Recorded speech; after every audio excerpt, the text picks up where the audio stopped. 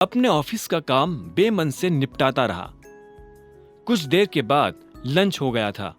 अभिनव उठा और सीधे कैंटीन की तरफ बढ़ने लगा। वहां अभिनव के अलावा और भी बहुत सारे लोग लंच करने के लिए आए थे। जैसे ही वहां बैठे लोगों की नजर अभिनव पर पड़ी तो उनके हाथ का निवाला हाथ में ही रह गया। वो सब बस अभिनव को देख रहे थे। अभिनव ने उनमें से एक को भी पलट कर नहीं देखा और अपना लंच लेने के लिए काउंटर पर चला गया। यही है वो आदमी जो आज भी काम पर लेट आया था। और तुम्हें पता है, ये ऑफिस में असिस्टेंट की नौकरी करता है। ये तो जेनी ने इस बारे में अकरम सर को कुछ नहीं बताया, वरना इस आदमी की जॉब चली जाती। अभिनव ने उसे फिर से कोई जवाब नहीं दिया। वो मन ही मन हंस रहा था। उसने बस अपना खाना लिया और टेबल पर जाकर बैठ गया। वो किसी से बात नहीं करना चाहता था, लेकिन एक आदमी जो उससे थोड़ी दूरी पर बैठा था, उसने कहा, मुझे तो विश्वास नहीं हो रहा यार कि जेनी ने ऐसा कुछ नहीं किया। जब मैं 2 मिनट लेट हुआ था तो जेनी ने मुझे सीधा फायर करने की धमकी दी थी, लेकिन ये आदमी पूरे 2 घंटे लेट आया और जेनी ने इसे कुछ नहीं कहा। हो सकता है कि इसके मैनेजर को इस बारे में अभी तक कुछ पता नहीं चला है, लेकिन ये बात मैनेजर से ज्यादा टाइम तक छुपी नहीं रहने वाली है। आज नहीं तो कल वो इस लड़के के खिलाफ एक्शन जरूर लेगा, एक दूसरे लड़के ने कहा। तभी अभिनव से एक लड़की ने पूछा, तुम यहाँ पर ऑफिस असिस्टेंट का काम करते हो? अभिनव इस आवाज को सुनते ही पहचान गया था कि ये किसकी आवाज है। ये उसके कॉलेज की साथी कामिनी की आवाज थी। कामिनी भी यही नौकरी करती थी। कामिनी अभिनव के सामने आकर बैठी और बोली, अगर तुम इतनी छोटी सी नौकरी करते हो तो उस दिन तुमने रियूनियन पार्टी में इतना मोटा बिल कैसे चुकाया था? अभिनव ने उसकी बात के जवाब में कहा, अगर तुम भी अपने अगले वर्ल्ड टूर के लिए जाने वाली थी तो फिर यहां नौकरी क्यों कर रही हो? अभिनव के मुंह से ये बात सुन कामिनी एक पल के लिए जम गई थी। उसका मुंह सूखने लगा था। जब उससे अभिनव को देने के लिए कोई जवाब नहीं सूझा तो उसने कहा, फिर भी मैं कम से कम तुमसे तो बेटर पोजीशन पर ही हूं। यह सुनकर अभिनव को हंसी आ गई। उसने खीरे का एक टुकड़ा उठाया और चबाते हुए बोला, तो इसका मतलब तुम इस दिन झूठ बोल रही थी? तुम क्या मुझे ताना मारने का मौका ढूंढ रहे थे? एक बात बताओ, यहाँ बैठे सब लोग तुम्हारे बारे में बात करना पसंद करते हैं, लेकिन तुमसे कोई बात करना पसंद नहीं करता। कम से कम मैं तुम्हारे साथ बैठकर खाना तो खा रही हूँ, फिर भी तुम मुझसे इस तरह से बात कर रहे हो। अभिनव ने उसकी इस बात का कोई जवाब नहीं दिया। वो कामिनी को इग्नोर कर चुपचाप अपना खाना खा रहा था। ये देख कामिनी झल्लाई और गुस्से में बोली, ये एटीट्यूड तुम्हें बहुत भारी पड़ेगा अभिनव, बहुत भारी पड़ेगा। इसके बाद कामिनी ने अपनी थाली उठाई और खाना खाने के लिए दूसरी जगह जाकर बैठ गई।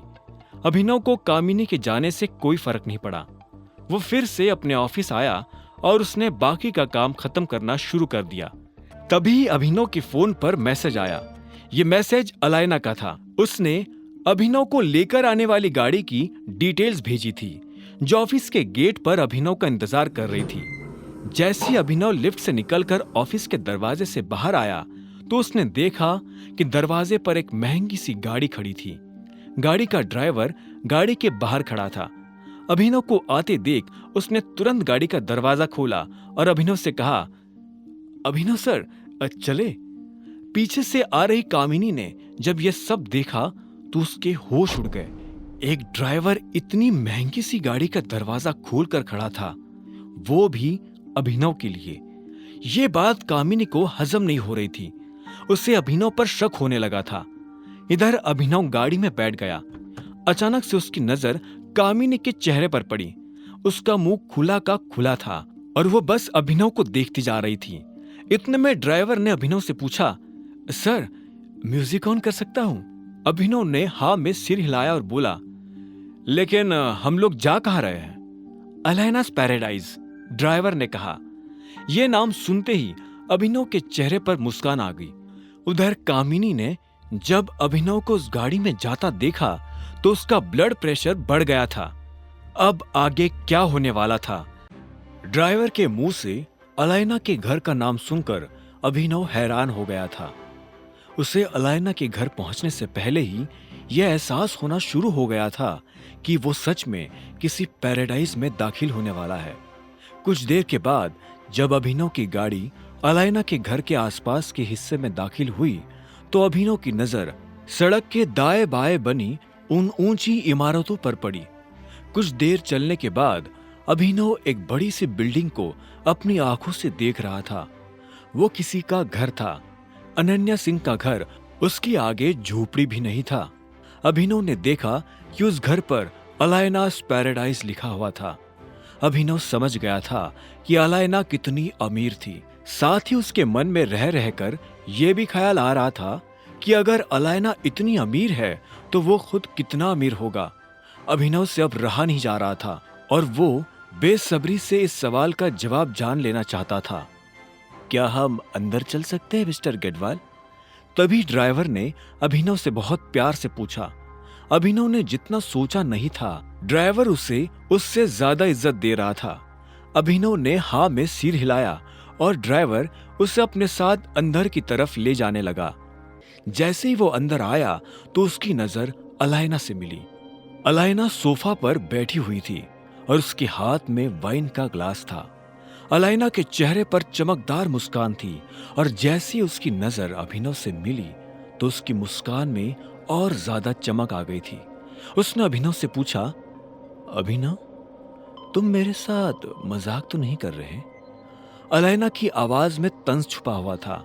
इससे पहले कि अभिनव उसकी बात का कोई जवाब देता, अलायना अपनी जगह से उठी और उसने टेबल पर रखा दूसरा वाइन का ग्लास उठा लिया। वो धीरे धीरे अभिनव की तरफ बढ़ती जा रही थी। उसने अभिनव की तरफ दूसरा ग्लास बढ़ाते हुए पूछा, सारी दुनिया में तुम्हें शादी करने के लिए अनन्या सिंह ही मिली थी?